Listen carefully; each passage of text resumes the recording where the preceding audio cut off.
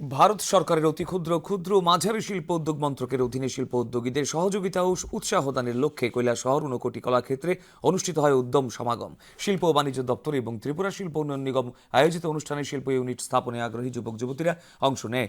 সরকারি ঋণ সংক্রান্ত ভর্তুকি প্রকল্প যেমন প্রধানমন্ত্রী কর্মসৃজন প্রকল্প, প্রধানমন্ত্রী formalisation of micro food processing enterprise ইত্যাদি প্রকল্প সম্পর্কে বিস্তারিত আলোচনা করা হয় এবং প্রদর্শিত হয় তথ্যচিত্র।